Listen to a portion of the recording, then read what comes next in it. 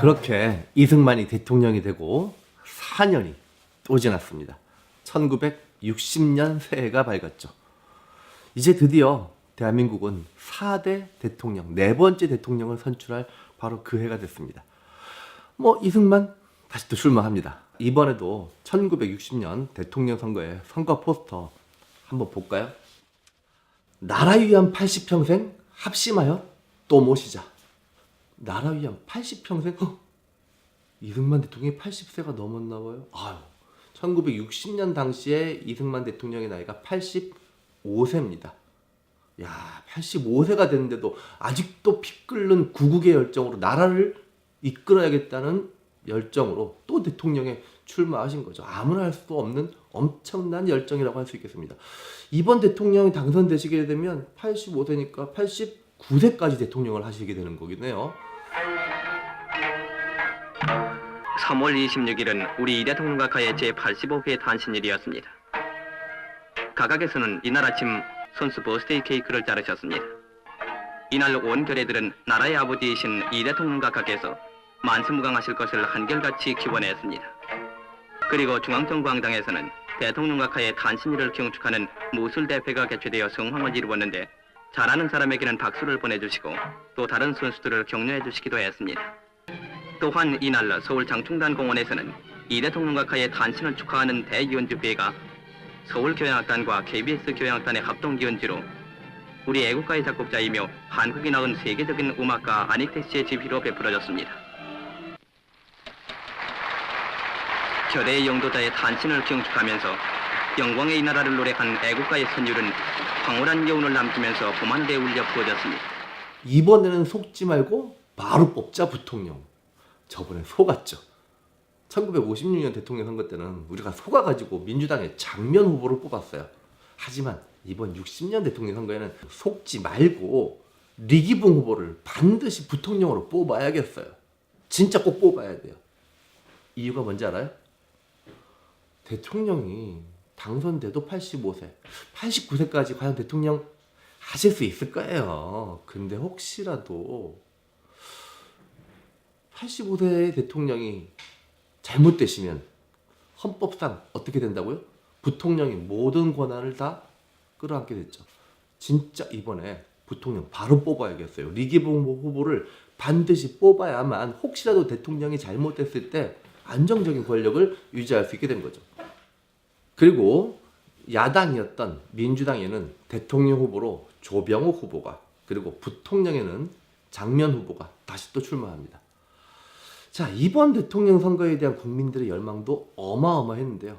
정권 교체 꼭 해야겠다라고 하는 국민들의 다양한 열망들이 각기각층에서 분출돼 나오기 시작하는데, 당시 야당이었던 민주당의 대통령 후보인 조병옥 후보가 평소에 좀 몸에 지병이 있었나 봅니다. 지병을 치료하기 위해서 미국으로 건너갑니다. 미국으로 건너가서 지병 치료를 받았는데 나중에 돌아오셨어요. 돌아오실 때 싸늘한 시신이 돼서 돌아오십니다. 대통령 후보가 두 번의 대통령 선거에서 연속으로 계속 사망하는 불운이 민주당한테 닥친 거죠. 하지만 누구한테는 행운? 이승만 자유당 후보에게는 행운이죠. 또 1960년 대통령 선거에서도 이건 선거를 해보나 마나 자유당의 리승만 후보가 거의 대통령이 될 것 같아요. 이제 문제는 부통령이죠. 이거 장면 후보한테 또 밀리면 어떡하죠? 예상했던 상황이 벌어지면 어떡하죠? 무조건 어떻게 해서든 확실히 무조건 리기붕 후보를 부통령에 당선시켜야겠어요.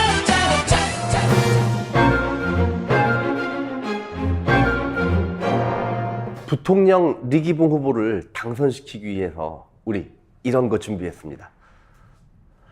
투표하러 갈 때 혼자씩만 투표소로 들어가면 누구를 찍은지 알 수가 없죠. 그래서 3명씩, 5명씩, 3인조로, 5인조로 조를 짜가지고 투표소에 집어넣습니다. 그리고 그렇게 집어넣는데도 투표소 안에서 어떤 일이 벌어질 수 없죠. 원래 또 찍어야 되는 우리 리기붕 후보를 찍어야 되는데 또 다른 투표를 하면 곤란할 수 있겠죠. 그래서 경찰서 안에 무장한 경찰을 배치하고 자유당 찍으세요. 자유당 찍지 않으면 곤란해요. 라고 하는 아주 험악한 분위기를 만들면서 의도적으로 부통령 투표를 리기붕 후보에게 하도록 아주 철저하게 계획하고 진행했던 거죠. 그러니까 참 우리가 누군가? 어? 우리가 바로 경무대 지역 주민들 아니야? 어? 그러니까 우리가 앞장을 서서 나라 발전과 사회 안정에 이바지해야 된다고. 빨갱이들과 맞서려면 오직 이 박사, 이승만 박사밖에 없다 이거야. 승리의 부위 이거야. 이거. 승리의 V자는 모르셨지만 아버지도 최 씨 아저씨가 옳다고 생각하셨죠.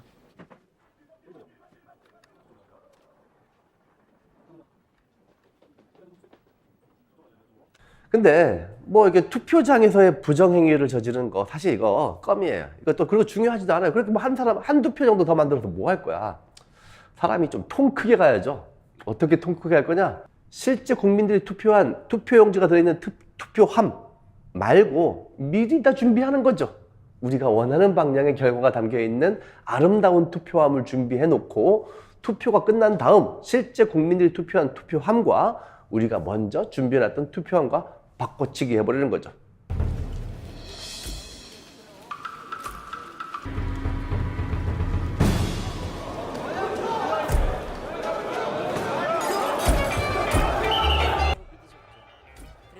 바꿔치기 한 투표함을 개표소에 가가지고 개표했더니 계속 리기붕만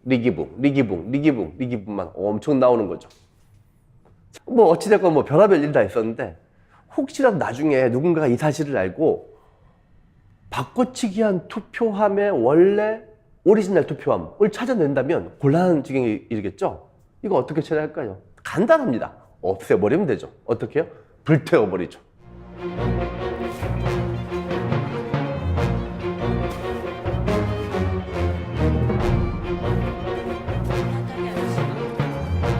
이런 최악의 부정선거를 국민들은 그냥 지켜만 보지는 않았습니다. 일단 대통령 선거가 있었던 3월 15일 그 이전부터 문제는 이미 불거져 나오고 있었는데요. 2월 28일 대구에서 민주당의 선거 유세가 있었는데요. 이날이 일요일이었습니다. 근데 이 일요일날 하는 선거 유세를 들으려고 수많은 고등학생들이 유세장으로 간다는 소문을 듣고 당시 당국이 그리고 경찰이 학생들을 강제로 일요일날 등교를 시켜버린 겁니다. 헐, 일요일날인데 또 공부하라고? 물론 공부시킬 목적이 아니죠. 유세장 가지 못할 목적으로 학교에 강제로 등교를 시키니까 이것에 대해서 고등학생들이 강력히 반발하면서 거리 시위를 벌이기 시작합니다. 이것이 2월 28일 날 대구에서 진행되었던 고등학생들의 의거였죠.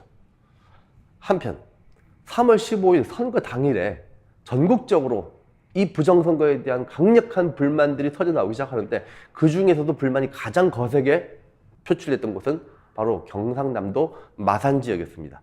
바로 그 마산 지역에서 선거 당일날부터 마산고등학교 학생들을 필두로 하여 수많은 학생과 시민들이 길거리로 쏟아져 나와서 부정선거 규탄 시위를 본격적으로 벌이는데요. 경찰과 시민들이 충돌하는 과정에서 경찰의 발포가 이루어졌고 여러 명이 죽고 다치는 사태가 벌어집니다. 그렇다고 시위가 중단된 것은 아니었습니다. 3월 하순, 4월 초순으로 끊임없이 부정선거 규탄 시위가 이어지고 있던 중 초반에 경찰 발포에 의해서 행방불명이 된 어디인지 알 수가 없는 사람들이 몇 있었습니다.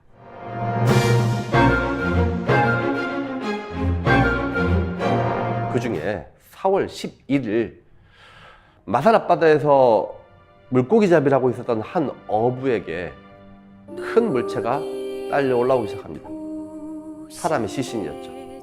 3월 15일 날 부정선거 규탄 시위에 참여했으나 행방불명되었던 당시 17살 마산상고 1학년 입학을 코앞에 두고 있었던 한 고등학생의 처참한 시신이 발견되었던 거죠. 눈에는 미제 체류탄이 박힌 상태에서 시신이 발견되었고 이것이 국민들한테 알려졌을 때 엄청난 저항을 일으킬 수 있다고 판단한 경찰 간부가 마산 앞바다에 시신을 유기했던 거죠.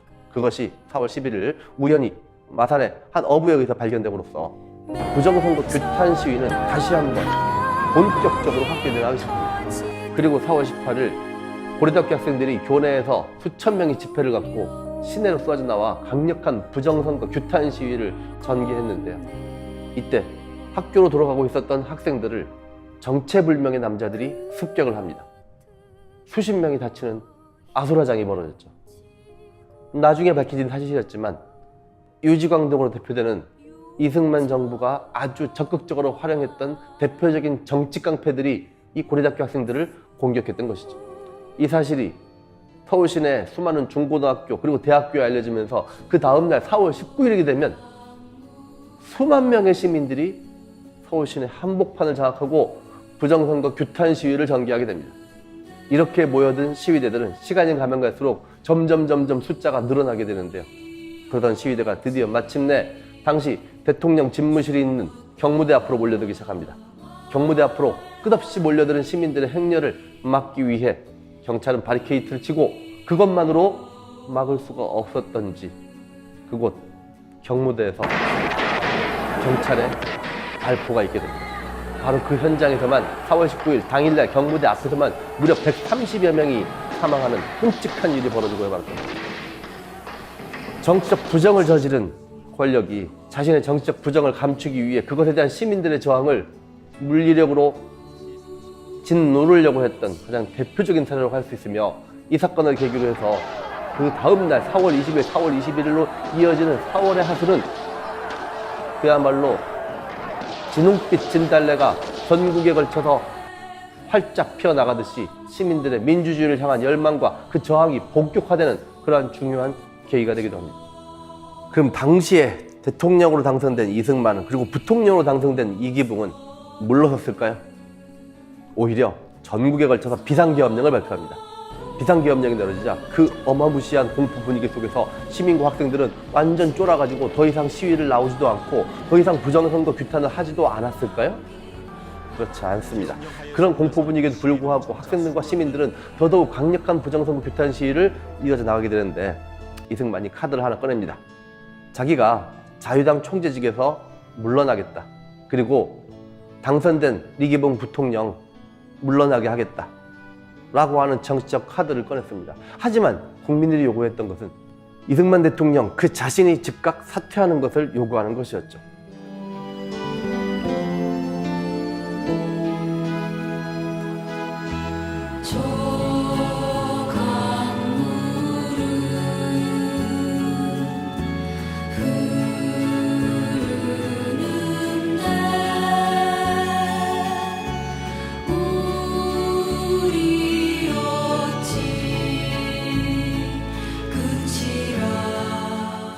그러던 4월 25일이 이르면 수많은 학생들의 죽음과 부상에도 침묵하고 있었던 대학 교수 수백 명이 플랜카드를 들고 시내에 집결하게 됩니다. 학생의 피해 보답하라 라고 하는 이 수백 명 대학 교수들의 시위에 이르자 이승만은 더 이상 버틸 힘을 잃었던 것 같습니다. 그 다음날 4월 26일이 되면 이승만이 담화문을 발표하죠. 첫째는 국민이 원하면 대통령직을 사임할 것이며, 둘째는 지난번 정부 통령 선거에 많은 부정이 있었다고 하니 선거를 다시 하도록 지시하였고, 이번 선거에 부정이 있었다고 하니 내 책임이 아니고 누군가 부정을 저질렀나 봐. 유체이탈 화법이죠. 국민이 원한다면 물러나겠다. 국민이 원한다면. 근데 난 당신들이 지금 원하는지 아는지 잘 모르겠어. 언젠가 물러날 수도 있어. 지금 당장 물러날 생각은 없어. 이렇게 해석될 수 있는 여지가 충분히 있는 담화문이었죠. 이 담화문을 보고 아주 열이 오른 국회에서 이승만의 즉시 하야를 요구하는 결의문을 통과시켰고, 이것으로 이승만은 그 다음날 4월 27일 짐을 싸서 집으로 갑니다.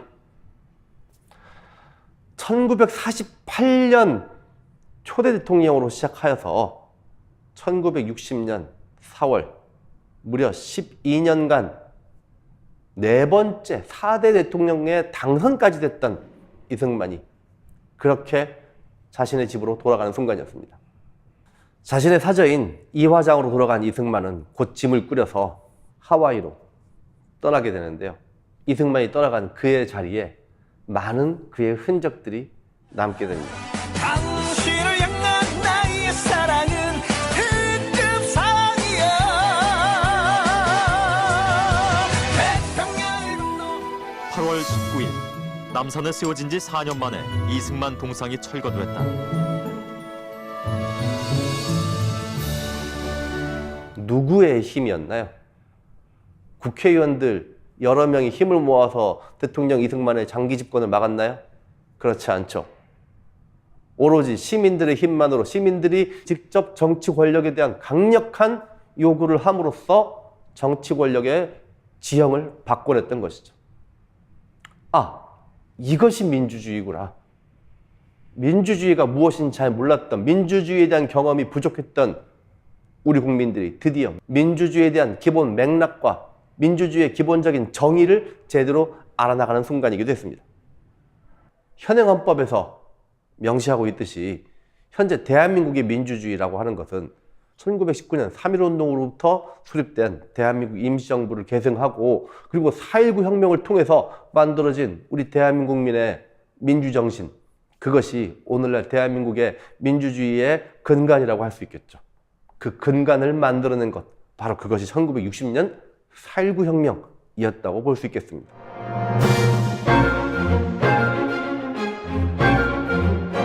이제 우리 국민들은 단순히 이승만의 동상만을 철거하는 것이 아니고 민주주의를 새롭게 리빌드해야 되는 그런 상황에 놓여 있게 되는 거죠. 그래서 이승만 정부의 공백을 외무부 장관이었던 허정을 수반으로 하는 허정과도정부가 수립됩니다.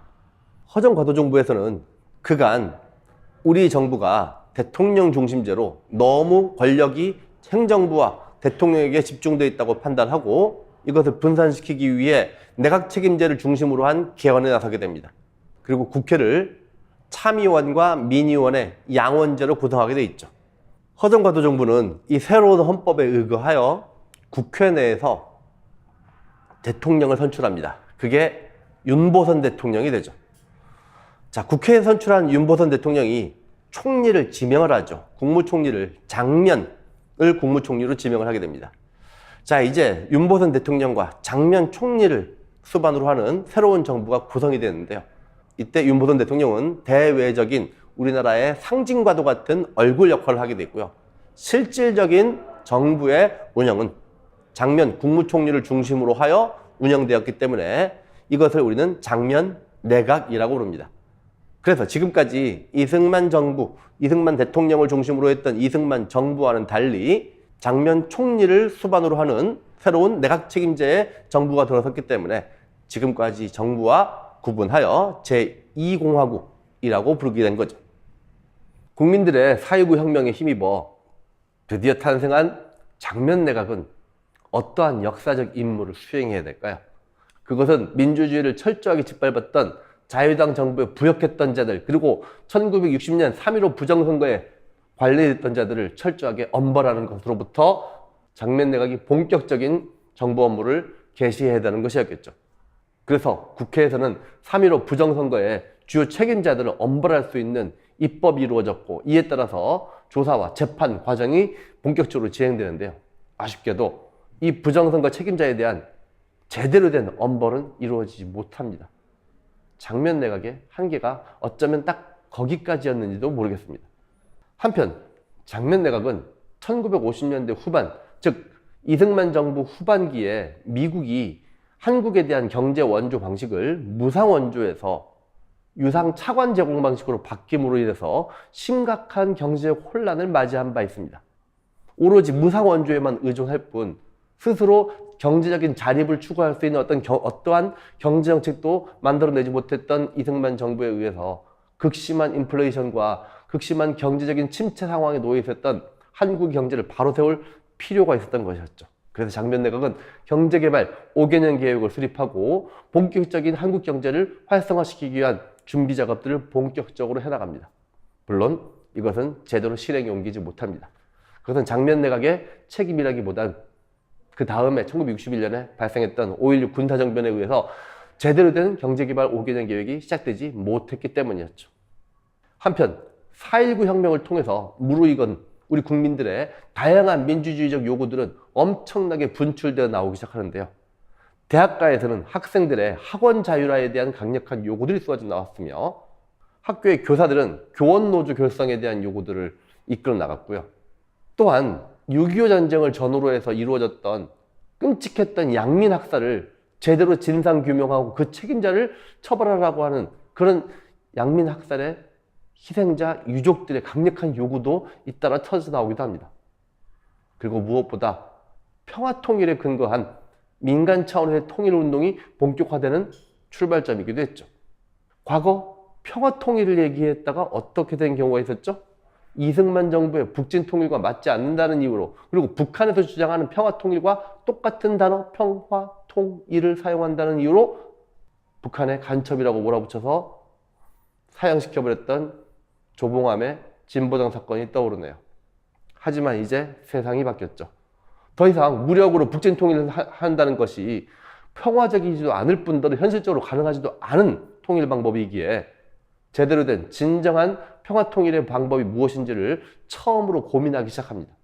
이때 학생들은 가자 북으로, 오라 남으로 라고 하는 구호를 외치면서 학생들 스스로가 남북의 민간적 교류에 물꼬를 틀겠다며 본격적인 통일운동에 나서기도 했는데요. 이런 다양한 사회적인 요구의 분출을 장면 내각은 수용할 의지가 없었던 건지 능력이 없었던 건지 제대로 민주주의적 요구들을 끌어안지 못합니다. 그런 와중에 민주당에서는 내부적으로 대통령 윤보선으로 대표되는 민주당 구파와 장면으로 대표되는 민주당 신파 사이에 치열한 내부 권력 갈등이 벌어지고 있었으니 4.19를 통해서 국민들의 정치적인 역량이 점점 성숙되고 있었음에도 불구하고 민주당은 자기들끼리 파벌 싸움에만 일관하면서 실질적인 정치개혁을 제대로 하지 못하는 모습을 보여주고 말죠. 그것이 딱 장면 내각의 한계였다고 보시면 될 겁니다. 다음 영상에서는 1961년 5.16 군사정변을 통해서 권력을 장악한 박정희 정부가 어떠한 정책적 활동을 전개해 나갔는지, 그러면서 우리 경제를 활성화시키기 위해서 어떠한 노력을 기울여 나가는지 다음 영상에서 살펴보도록 하겠습니다.